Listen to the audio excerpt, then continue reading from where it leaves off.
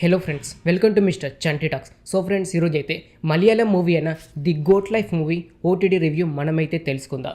ఈ movie March 28, 2024లో 4 to 5 లాంగ్వేజ్లో release అయ్యి ప్రతి ఒక్క లాంగ్వేజ్ నుంచి మంచి పాజిటివ్ టాక్ అయితే తెచ్చుకుంది. ఇప్పుడు చూసుకుంటే నెట్ఫ్లిక్స్లో తెలుగులో కూడా స్ట్రీమింగ్ అయితే అవుతుంది. Director by Blessy. ఈ movie adventure, drama and thriller. Adventure పరంగా మాత్రం కొన్ని సీన్స్ ప్రతి ఒక్కరికైతే నచ్చుతాయి భయ్య. మంచి కాన్సెప్ట్ అండ్ ఈ మూవీ వచ్చేసి ట్రూ బేస్డ్ స్టోరీ అని కూడా చెప్పుకోవచ్చు.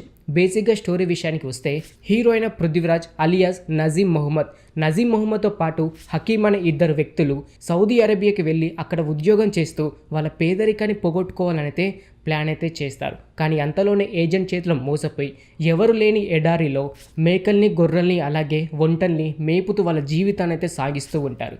మరి ఏజెంట్ చేతిలో మోసపోయిన వీరిద్దరూ ఆ సౌదీ అరేబియాలో ఎలాంటి స్ట్రగుల్స్ పడ్డారు, మరలా వీళ్ళు ఇండియాకి ఎలా తిరిగి వచ్చారు అనేదే కాన్సెప్ట్. ఈ సినిమా ఇండియా నుండి చాలామంది సౌదీ అరేబియాకి వెళ్ళి ఏజెంట్ చేతిలో మోసపోయిన తర్వాత వాళ్ళు సౌదీ అరేబియాలో ఎలాంటి స్ట్రగుల్స్ పడుతున్నారనే కాన్సెప్ట్తో, అంటే ట్రూ స్టోరీని కాన్సెప్ట్గా తీసుకొని ఈ మూవీ తీయడం అయితే జరిగింది. ఈ మూవీ చూస్తుంటే భయ్య కొంతమందికి చాలా వరకు కనెక్ట్ అయితే అవుతుంది. ఎందుకంటే ఈ సినిమాలో చాలా వరకు హింసించే సీన్స్ కూడా చూపించారు. అంతేకాకుండా బూతులు కూడా చూపించడం జరిగింది. అంతేకాకుండా జస్ట్ ఒక 3 to 4 ఇయర్స్లోనే పృథ్వీరాజ్ గారు అలాగే పృథ్వీరాజ్తో వచ్చిన ఒక వ్యక్తి కనీసం 60 kgs ఉన్న వీరు 30-35 kgs దాకా అయితే కనీసం 3 ఇయర్స్లోనే వాళ్ళు బరువు అయితే తగ్గేశారు. అంటే మీరే అర్థం చేసుకోండి, అలాంటి పరిస్థితి సౌదీ అరేబియాలో ఉంటుందని కంటికి అద్దినట్టయితే చూపించడం అయితే జరిగింది. మరి స్టోరీ ఎలా ఉంది, సినిమా ఎలా ఉందంటే భయ్య, స్టోరీ మాత్రం యూనిక్ అని చెప్పుకోవచ్చు. కాకపోతే గతంలో చాలా సినిమాలు అంటే స్పెషల్గా ఇలాంటి కాకపోయినా ఫస్ట్ హాఫ్లో, సెకండ్ హాఫ్లో ఇలాంటి స్టోరీస్ అయితే చూస్తూ ఉంటాం కాబట్టి పెద్దగా అయితే నచ్చకపోవచ్చు. అలాగే సినిమా స్టార్ట్ అయిన కాడి నుంచి ఎండ్ అయ్యేదాకా ఫస్ట్ హాఫ్ మొత్తం చాలా వరకు ల్యాగ్ అయితే అనిపిస్తూ ఉంటుంది. అంతేకాకుండా పృథ్వీరాజ్ గారు ఆ పరిస్థితి చూసిన తర్వాత తప్పించుకుంటాడేమో అని మనకైతే అనిపిస్తూ ఉంటుంది. కానీ ఒక 10 to 15 మినిట్స్ అయిన తర్వాత పాస్పోర్ట్ కూడా అక్కడ ఉన్న వాళ్ళైతే చింపేస్తారు. దాని తర్వాత మనకు క్లియర్గా అయితే అర్థమవుతుంది ఇంకా పృథ్వీరాజ్ గారు ఇక్కడ నుంచి తప్పించుకునే ఆప్షన్ అయితే లేదు అని. అక్కడ నుంచి సినిమా ల్యాగ్నెస్ అయితే అనిపించింది భయ్య. కాకపోతే సెకండ్ హాఫ్ మొత్తం చాలా వరకు వర్కౌట్ అయితే అయ్యింది. ఆ సమయంలో వచ్చే బ్యాక్గ్రౌండ్ మ్యూజిక్ అయినా కానివ్వండి, ఎమోషనల్గా డైలాగ్స్ అయినా, అంతేకాకుండా పృథ్వీరాజ్ గారు యాక్టింగ్, అలాగే పృథ్వీరాజ్ గారు వెయిట్ తగ్గిన విధానం, ఇలా ప్రతి ఒక్కటి మీకైతే నచ్చుతుంది భయ్య. అంతేకాకుండా ఒక నెల 2 నెలలు ఫుడ్ తినకపోతే వారి పరిస్థితి ఎలా ఉంటుందనేది ఈ సినిమాలో క్లీన్ అండ్ క్లియర్గా అయితే చూపించడం అయితే జరిగింది. ఈ సినిమా చూసిన తర్వాత చాలామంది సౌదీ అరేబియాకి వెళ్ళాలి అంటే మాత్రం భయపడకైతే తప్పదు. ఈ సినిమాలో ఒక 3 సాంగ్స్ అయితే ఉన్నాయి. కాకపోతే అవి అంతగా వర్కౌట్ అయితే అవ్వలేదు. ఫైట్స్ విషయానికి వస్తే ఈ సినిమాలో ఒక్క ఫైట్ కూడా లేదు భయ్య, అలా వెళ్తూ ఉంటుంది. సినిమాటోగ్రఫీ బాగుంది. అంతేకాకుండా ఎడారిలో ఉండే సీన్స్, అలాగే నైట్ సమయంలో వచ్చే కొన్ని సీన్స్ కానివ్వండి, ఇలా ప్రతి ఒక్కటైతే నచ్చుతాయని చెప్పుకోవచ్చు.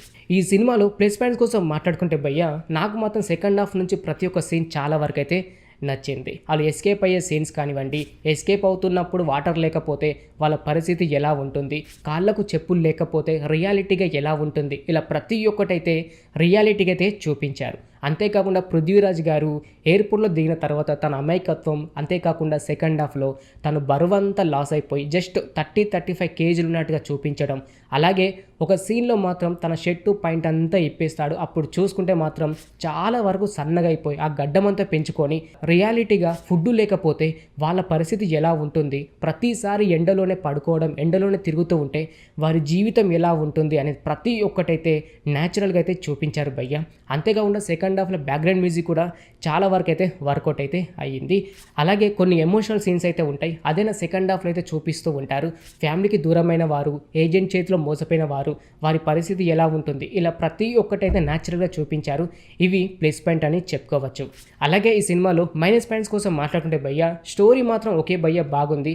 కాకపోతే ఈ సినిమా 2 hours 45 minutes అయితే యావరేజ్ డ్యూరేషన్ అయితే ఉంది. ఒకటే స్టోరీ మీద బేస్ అయి వెళ్తూ ఉంటుంది కాబట్టి అంతసేపు చూడడం మాత్రం చాలా వరకు బోరింగ్ అయితే అనిపించక తప్పదు. ఇన్ కేస్ ఈ సినిమాని 2 hours ఫినిష్ చేసేది ఉంటే మాత్రం చాలా వరకు వర్కౌట్ అయితే అయ్యేది. ఎందుకంటే సినిమా స్టార్ట్ అయిన కాంచి ఎండ్ అయ్యేదాకా ఎడారిలోనే ఉండడం, ఎలాగైనా అక్కడి నుంచి తప్పించుకొని ఇండియాకి రావడం.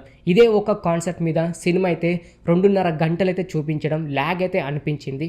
ఫస్ట్ హాఫ్ చాలా వరకు అంటే ఎప్పుడైతే పృథ్వీరాజ్ గారు సౌదీ అరేబియాకి వస్తారో అక్కడి నుంచి సెకండ్ హాఫ్ వరకు చాలా లాగ్ అయితే అనిపించింది భయ్య. చాలా బోరింగ్ సీన్స్ అయితే అనిపించాయి. అంతేకాకుండా కొన్ని సీన్స్లో అనవసరమైన సీన్స్ చూపించడం, అంతేకాకుండా సౌదీ అరేబియాలో ఏడుస్తూనే ఉంటారు.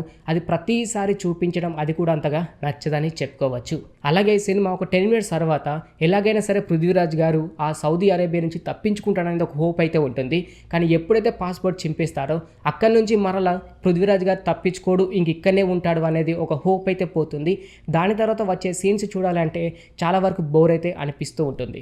ఈ సినిమా లేదా ట్విస్ట్ సస్పెన్స్ ఏమైనా ఉంటాయి అనుకుంటే భయ్య అది కూడా అయితే ఉండదు. కొన్ని సీన్స్ రియాలిటీగా అయితే చూపించారు, వాటి కోసం అయితే ఈ సినిమా చూడొచ్చు. బేసిక్గా చెప్పాలి అంటే సౌదీ అరేబియాలో ఉన్న వారు వాళ్ళ జీవితాన్ని ఎలా గడుపుతున్నారు, ఏజెంట్ చేతిలో మోసపోతే వాళ్ళ జీవితం ఎలాగుంటుందనే కాన్సెప్ట్తో ఈ ది గోట్ లైఫ్ మూవీ అయితే రావడం అయితే జరిగింది. మరి ఈ సినిమా ఫ్యామిలీతో చూడొచ్చు అంటే చూడొచ్చు భయ్య, ఎలాంటి ఇబ్బంది అయితే లేదు. కాకపోతే పృథ్వీరాజ్ గారిది అలాగే అమల్ పాల్ గారిది సెకండ్ సాంగ్ ఉంటుంది, అది అనవసరంగా పెట్టారు. చాలా ఎక్స్పోజింగ్ అయితే ఉంటుంది. ఆ సాంగ్ ఫ్యామిలీతో చూడాలి అంటే చాలా ఇబ్బందిగా అయితే ఉంటుంది భయ్య. అందుకే దాన్ని అవాయిడ్ అంటే స్కిప్ చేస్తే ఫ్యామిలీతో ఈ సినిమా అయితే చూసేయచ్చు. అక్కడక్కడ ల్యాగ్ అయితే అనిపిస్తుంటుంది. ఆ ల్యాగ్నెస్ పక్కకు పెట్టేసి కొన్ని సీన్స్ ఎక్స్పీరియన్స్ అవ్వాలి అంటే చూడండి భయ్య. ఇప్పుడు చూసుకుంటే అయితే నెట్ఫ్లిక్స్లో స్ట్రీమింగ్ అయితే అవుతుంది. ఓకే ఫ్రెండ్, చూసారు కదా మలయాళం మూవీ అయిన the goat life movie OTT review. ఇంక ఇలాగే ప్రతి ఒక్క మూవీ ఓటీటీ రివ్యూ అండ్ ప్రతి ఒక్క వెబ్ సిరీస్ రివ్యూ ఇలా ప్రతి ఒక్కటి మీరు తెలుసుకోవాలి అని అనుకుంటే మన ఛానల్ని సబ్స్క్రైబ్ చేసుకొని పక్కనుండే గంట సింబల్ని యాక్టివేట్ చేసుకోండి. మరొక మూవీ రివ్యూతో మీ ముందుకైతే వస్తాను. Thanks for watching.